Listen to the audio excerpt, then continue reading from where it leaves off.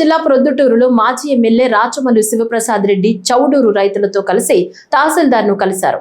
చౌడూరు ఏటీలో ఉన్న సాగు భూములను పరిశ్రమల స్థాపన పేరుతో ప్రభుత్వం రైతుల వద్ద నుంచి బలవంతంగా తీసుకుంటోందని ఆయన ఆరోపించారు. కోర్టు స్టేటస్ కో ఇచ్చినప్పటికీ సర్వే నెంబర్లు మార్చి భూములను చదును చేస్తున్నారని రాచమల్లు ఆరోపించారు.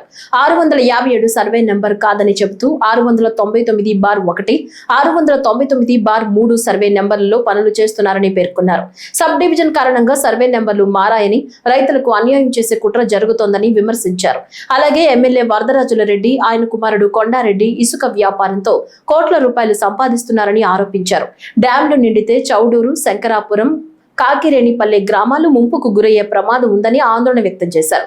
ఏపీఐఐసి, ఆర్డీఓ అధికారులు అధికార ఒత్తిడికి లొంగి వ్యవహరిస్తున్నారని, ఇసుక అక్రమాలపై అధికారులు ప్రేక్షక పాత్ర పోషిస్తున్నారని మాజీ ఎమ్మెల్యే రాచమల్లు శివప్రసాద్ రెడ్డి మండిపడ్డారు.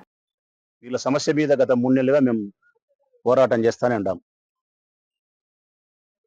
వరదరాజిరెడ్డి గారి పుణ్యమా అని చెప్పి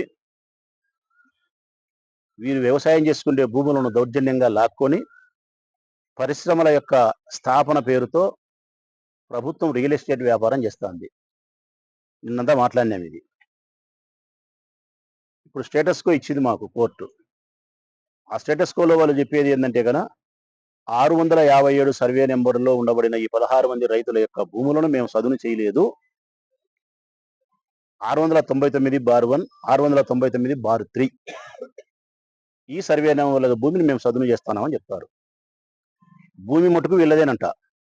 వ్యవసాయం చేసే భూమి వీళ్ళదే, రైతులు వీళ్ళే, ఆ భూమి మేము చేస్తున్నాం. కాకపోతే సర్వే నెంబర్ అది కాదంటారు. భూమి అదే, సంఖ్య మాత్రం అది కాదు. ఈ టెక్నికల్ కారణానికి కారణం ఏమంటే సబ్ డివిజన్ చేసినారు. పూరా నెంబర్ ఇదే అంతా. సబ్ డివిజన్ చేసినారు కాబట్టి సర్వే నెంబర్ మారింటాది. సాంకేతిక పరమైనటువంటి చిన్న కారణాన్ని పురస్కరించుకొని ఈ రైతులకు అన్యాయం చేసేదానికి కొత్త పథకం. పర్వాలే, మళ్ళీ న్యాయస్థానాన్ని ఆశ్రయిస్తాం.